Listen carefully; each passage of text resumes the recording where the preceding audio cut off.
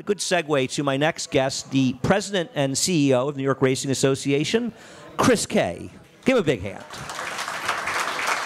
Thanks for joining us, Chris. Thank you, and thank you for that nice round of applause. But I think everybody would rather be sit down and bring Anthony back for a second segment. I'd let him just take over the stage for an hour. I wouldn't have to do anything. I see him in the back, though. He's collecting a lot of money. He's going to have $31,000 before you know it. Listen, somehow we got to get out for the meet, right? It's been a tough meet. And speaking of a tough meet, it's funny, and I've joked with you about this before. You had a blessed 5 years here. You've had more rain in 2018 than I think you had in 5 years combined. Well, certainly the last 3 years combined. Yeah. Thank you for predicting the rain. I appreciate that.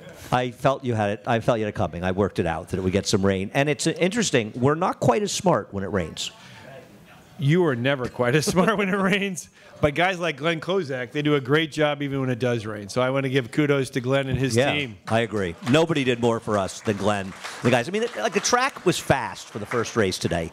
Any of you that were downtown or in Saratoga last night know that it was torrential rain at like 11:30, 12 at night. Right. It looked like a river on Caroline Street. So just the fact that they've been able to get the track fast. And the track's been fast as many times as it's been, considering the rain, has been remarkable. Yeah, I think it rained 6.6 inches last night. I mean, 0.66. It only seems like it's 6.6. Getting us over 10 for the meet. It is. We're over 10. So we truly have had more rain this year than the last 3 years combined. So you've been to Saratoga now. This is your 6th season in Saratoga. When you came here and you thought you knew a lot, what do you know now about what you thought you knew back then? Well, I would say that the first week I got here, everybody told me I didn't know anything, and they were right. But I will tell you that the great thing about Saratoga, and this is what we hopefully convey to people on television, is that Saratoga is a magical place. Everybody that comes, and we've, by the way, brought in a number of people this year who are involved in various things happening at Belmont, have said, this is one of the greatest places in which I've ever spent a night or two. It is. It's the greatest place on earth. I mean, for anybody who likes horse racing, there is no better place you could possibly be. Exactly. So we've got a guy, for example, who has a 26 arena alliance in 26 different cities in America. He has fallen in love with Saratoga after just 38 hours. Well, somebody comes to Saratoga, they always come back. They do. I mean, it's a certainty, and that's one of the things that makes it work so well and why it works so well. And we were talking a little about earlier, you know, obviously we made some changes up there. We added the stretch, which has been very popular, some changes to the clubhouse. I think one of the things that people haven't noticed, and I don't think I appreciate as much, is the copper roof that we put in. Right. So we started a couple of years ago by putting in a copper roof for what was then called the upper carousel. And now it goes all the way across to the end of the clubhouse. And the reason why this is significant is twofold. First, we had the red and white awnings. And if you were underneath those red and white awnings, it was a pink hue, and you had an aluminum stanchion to support those awnings every 4 or 5 feet. It wasn't a great experience. Now it is. But the truly important thing is this. We would take those awnings off every September, and that building was exposed to the winter elements. And so you'd have snow and ice, and they would migrate back to the building and then go down into the infrastructure, which would begin to create rust. Now we have the copper roofs, and so now all those areas are protected. And our engineers believe this effort that we engaged in the last year will extend the life of the building by 50 to 70 years. So just as we appreciate the fact that certain parts of our building were built in 1872 and we still appreciate it, some year in 2021 or whatever, they're going to, 2120, they're going to say thank you for what we did in 2018. Well, it's a responsibility to racing and the community as well to make sure that Saratoga remains as vital as it possibly can for as long as it can. That's true, because you know, people come to Saratoga for the racing and for Saratoga. It's a great synergistic combination between what you can do at the racetrack and all the things you can do around town. No, I agree. I mean, that's why we did the show. I mean, that's the genesis of this show, is that there is a downtown scene and everything in Saratoga meshes together. And, you know, we talk about coming up here. You know, obviously, you know, at the racetrack, the engine, theoretically, that drives, you know, the industry of Saratoga, though there's a lot more going on here as well. But we are the engine behind it. But there are a lot of people up here that actually don't go to the track, and they see us as sort of a pain and traffic and all these things. And I think we have to feel a responsibility to them as well, because we're guests here. We're part of the community. We do. And so one of the things we've done is we've reached out to the new mayor, Mayor Kelly, and also to Elizabeth Sobel, who has SPAC, to say, what can we do to work together more effectively? So we have a great program where we say if you buy a season pass, it can become a season perks program where you get discounts at a variety of businesses downtown. And now we have something called Saratoga Visit. So if you go to the NYRA.com site, you can go to Saratoga Visit, and it will tell everybody all the things you can do while you're in Saratoga in addition to coming to the racetrack. So the Museum of Dance, the Automobile Museum, all the various concerts and the play and the ballets and the symphonies at SPAC, all those things are now available for you, and it's working. Well, I think it's, I mean, I'm sure a lot of people have had this happen to them. You know, somebody's going to Saratoga and they say, "What is there anything to do there besides the track?" And I don't think people realize how much is going on in Saratoga, and there's this great community out there. Right, and so the idea here is the more you learn about Saratoga, the more you'll come and the longer you'll stay. So, you know, having lived in Orlando where you tried to say, okay, how can you get somebody to stay for an additional day?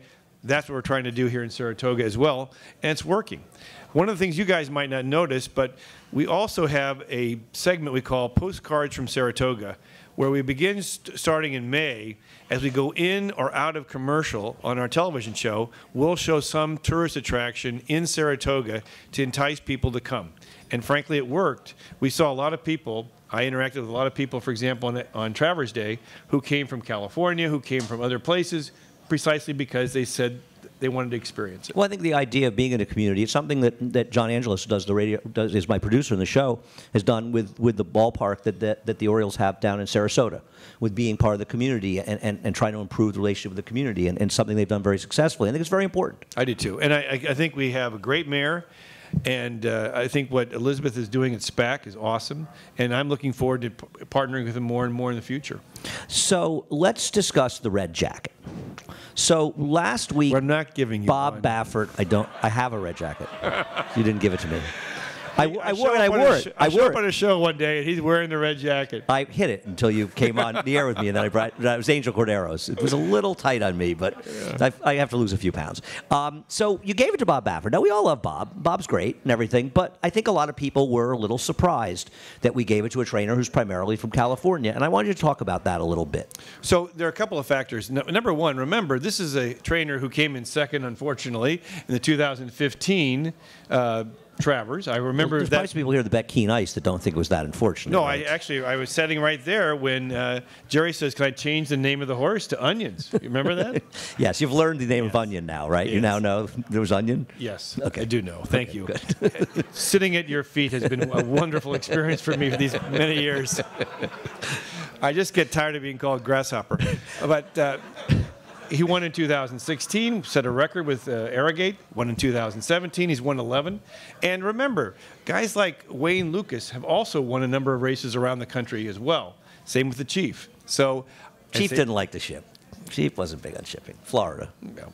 So I think, and look, this is a guy who's won 2 Triple Crown trophies in the last 4 years. And he's won, in between, 2 Travers. It's a pretty strong 4 years, and it's a pretty strong career. A remarkable trainer. You know, he's remarkable. He's California. Yeah, and one of the great things about it is this. Number one, we keep trying to bring people from California as guests. We keep trying to bring more horses from California to compete. But what I also like is the fact that there were a lot of people that day that showed a lot of love for Bob Baffert in the stands. And we have people now debating who should be in this. Remember, we started in 2013 to give red jackets, and now it's risen to such notoriety or significance that you have people now debating who should be in next year. And you got any good suggestions for next year? You. You'll give me one just so I'll go visit it. That's the enticement, so I'll go visit. When are you, well, in a lot of cases, Andy, it's kind of a lifetime achievement award. When are you thinking about retiring? I don't know. If you want to offer me a strong enough retirement package, maybe you could consult with the guy who wants to be able to smack me. If you guys raise enough money, I'll go away tomorrow. Are we at 31,000, 32? Do I hear 33? Do I hear 40, 34? No, actually, in all seriousness, you do a great job. Thank you very much. Thanks. You don't do a bad job yourself. Well, I do appreciate it. I'm still learning. Those sessions with you are very helpful. Right. I know. Now, how is it going for you when you walk around? Or is it fun walking around Saratoga and talking to people? Oh, absolutely. I mean, because people here are so passionate about horse racing, and they're knowledgeable. So I absolutely enjoy it. And, you know, it was more true then when I first started than now, but a lot of people have made suggestions that we have incorporated into our operations. And so when people stop me and they say X, Y, or Z, I listen carefully, and we've incorporated a number of those suggestions. And you want to tell us any of them? Sure. Well, for example, we used to have ESPN would have a radio facility there next to the administration building. Right. And this one guy came up and said, there are no televisions. I mean, it's great you put in all these HD TVs, but there are none here. How about putting one in these trees? We said, well, that may not work. But we looked around. We said, we're going to have it here on the roof, right past the ESPN counter. And I remember the guy's name very well. His name was Dexter. I didn't want to get knifed to death. So we put him up. And the next week, I'm on the ESPN show, and Levack says, I can't believe the crowd we have. And then I realized they weren't here to listen to us. They were here to watch the TV. And I told the story. He says, this is horse manure. And so other people have sworn the show. Don't worry about it. It'll increase your popularity. Yeah. And so there was Dexter. So we brought Dexter up. He told the story. It's great. That's just one of several. But, I mean, there are a number of things. And listen, we always are trying to find out better ways to communicate and to make it easier for people to wager online and to connect on NYRA.com. And so people give us all kinds of great suggestions in that regard as well. So every year, I've been in Saratoga now for 40-whatever years. And every year since I was a kid, by the last week or so of the meet, people start saying, and this has been going on since the 70s and probably long before, we're going to be racing an extra week next year. They're going to do this and do that. Would you please tell everybody that we're going to have the same meet next year as this year? So what I will say is, first off, everybody who has said in the past, oh, it's going to be extended a week, you know, we should hold people accountable. They've been wrong every year. It's amazing, right? Yeah.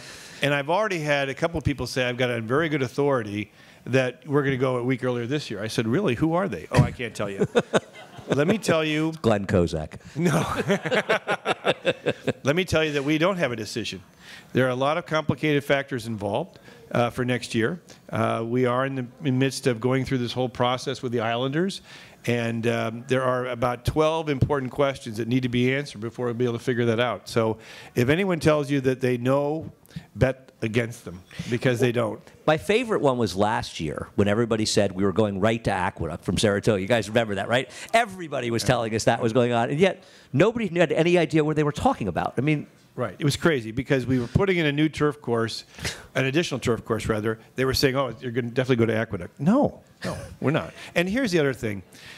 We, in the period of time I've been here, whenever we made a decision, the very next thing we did was we issued a press release. We always tell people, right. And you're on TV, and you're at the track.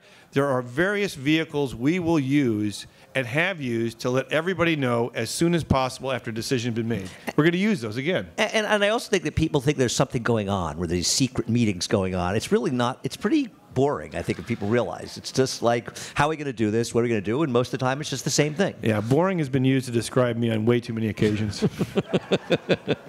No comment on that. Chris, thanks so much for joining us, and thanks so much for everything you're doing for us in Saratoga. Thank you. And thank you for the good work you do, Andy. Thanks, Chris. The President and CEO of the New York Racing Association, my friend Chris Kay. Stay with us. We come right back.